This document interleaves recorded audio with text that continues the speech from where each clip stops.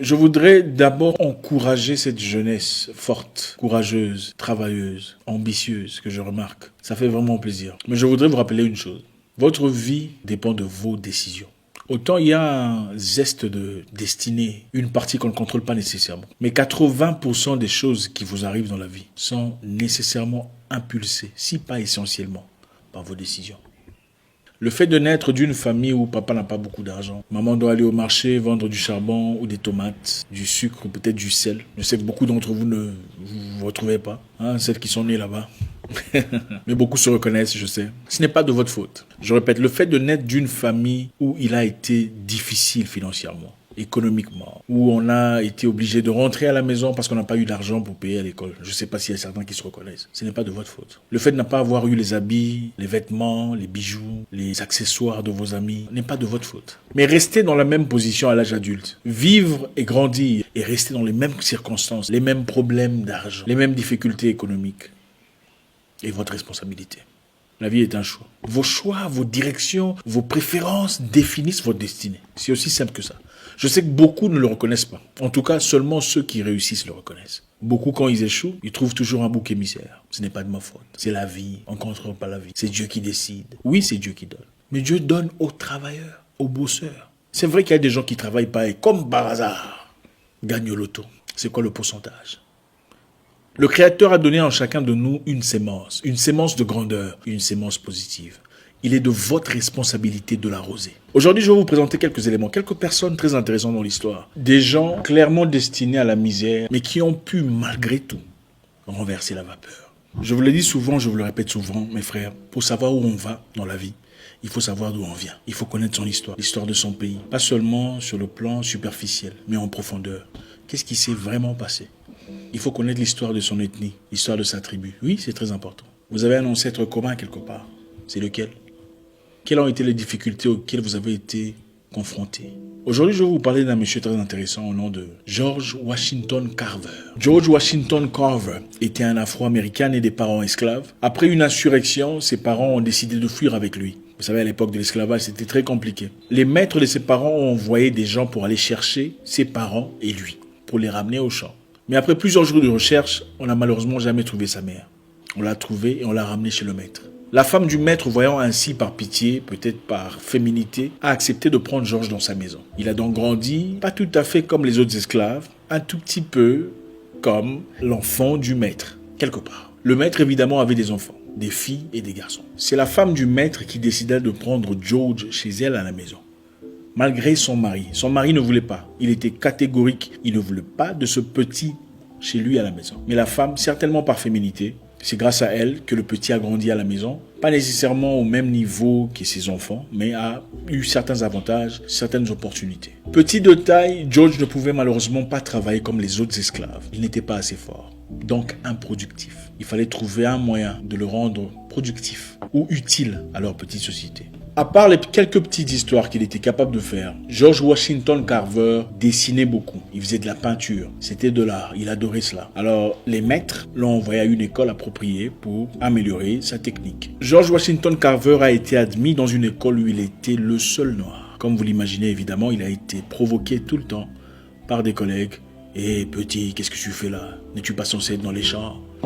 Très répétitivement. Et il avait comme professeur une dame catégorique, une vraie raciste, qui n'avait pas de temps à perdre avec lui. Les corrections étaient toujours brutales. Son assistance ressemblait plus à une interpellation qu'à une aide. Les dessins de George Washington Carver étaient souvent relatifs aux arbres, aux forêts, aux champs, aux plantations et à tout ce qu'il y avait de naturel. Et la professeure méchante avait remarqué cela. Et pour casser son envol, elle lui dit « Pourquoi ne vas-tu pas dans les champs faire quelque chose dans les champs ?» Ça tirait beaucoup mieux. Je pense qu'il y a des écoles de chants. Pour elle, c'était une façon de déguerpir le petit. C'était une façon très gentille de le renvoyer, sans vraiment l'avouer. Il est parti et n'a pas résisté. C'est vrai qu'il avait de la passion pour les arbres. Il est parti à une école d'agriculture. Et après avoir bossé très dur, passé des nuits blanches, à lire, à apprendre, à écrire, à se développer, il est devenu le premier Américain noir à obtenir un Master's Degree en Agriculture Science. Avant de continuer, je vais vous dire quelque chose, frère.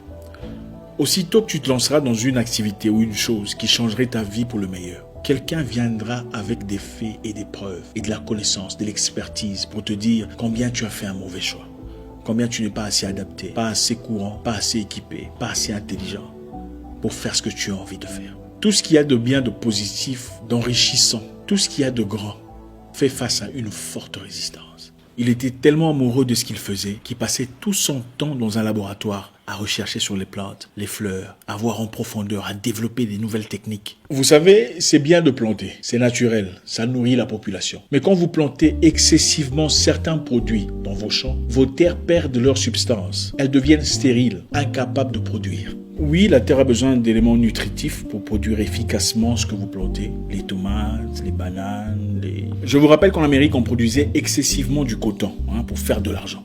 Et en 1915, pendant un moment très difficile, George Washington Carver a été invité par Booker T. Washington pour aller aider les fermiers noirs à développer leurs champs. Après avoir excessivement travaillé leurs terres en produisant du coton, les terres des fermiers noirs avaient perdu toute substance, y compris de nitrogène, ou nitrogène je crois en français. Donc George Washington Carver, le gars intelligent, le fils d'esclave, le gars dont on se moquait à l'école, a développé des techniques sur comment planter des arachides ou des cacahuètes, ça dépend comment vous appelez ça, pour remplir les terres des nitrogènes ou nitrogène afin de redévelopper la culture. Donc on ne pouvait pas planter toute l'année les mêmes histoires, il a varié, il a créé une nouvelle technique adaptée aux fermiers noirs pour une bonne productivité. À la même époque, il y a eu une infestation brutale d'insectes dans les champs qui tuait complètement le coton. Et lui a développé une technique à travers des mélanges d'huile pour complètement éradiquer ces insectes ou les décourager à infester le champ. Comme évidemment à l'époque, la loi de la propriété intellectuelle n'était pas applicable à tout le monde, il a été obligé de rendre publique son invention ou sa technique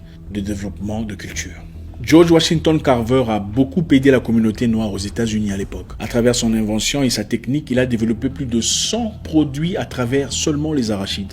Il a été le promoteur, la première personne qui a initié le développement de la pâte d'arachide aux États-Unis, en masse. Qui connaît la voiture Ford américaine? Grosse voiture, gros moteur. Un Ford était inventé par Henry Ford, la première voiture produite en masse aux États-Unis. La Ford a aussi, à l'époque, pendant qu'on cherchait encore de moyens de combustion, donc on essayait de voir qu'est-ce qu'il faut utiliser. Est-ce que carburant, on doit utiliser le pétrole, donc l'essence, ou autre chose. Ford de départ a aussi utilisé la biofuel, biocarburant, carburant à travers les plantes. Et qui a créé ce système de carburant à travers les plantes pour Ford? George Washington Carver. Il a joué un rôle très important au développement de Ford, les premières voitures Ford à l'époque.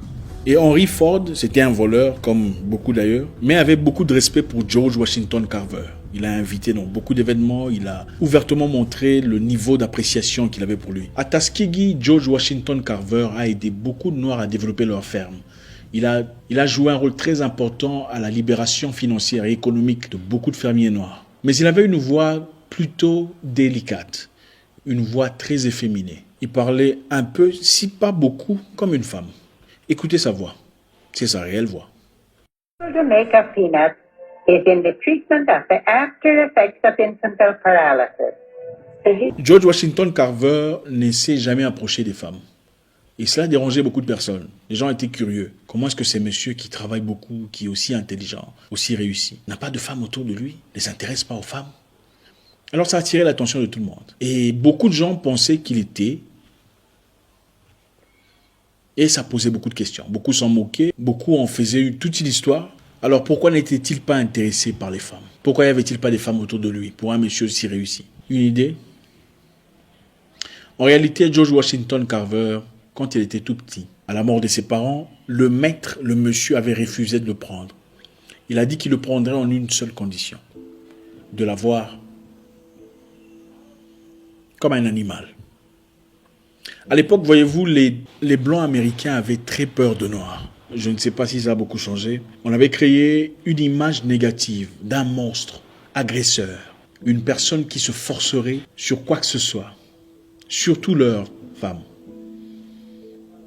Et il fallait nécessairement qu'il soit pour entrer dans cette maison. Le maître avait peur pour ses enfants, pour ses filles. Il ne voulait pas d'un petit noir ayant toutes ses facultés. Voilà pourquoi il était tel qu'il était. Voilà un homme qui, malgré toutes ses difficultés, tous ses soubresauts et revers, a pu surmonter tout ce qu'il avait comme affront. On le célébrera 60 ans plus tard. C'est comme ça qu'on fait là-bas. Tu meurs d'abord, On ne dit rien sur toi. 60 ans, 50 ans, 100 ans après, alors là, on parle de toi.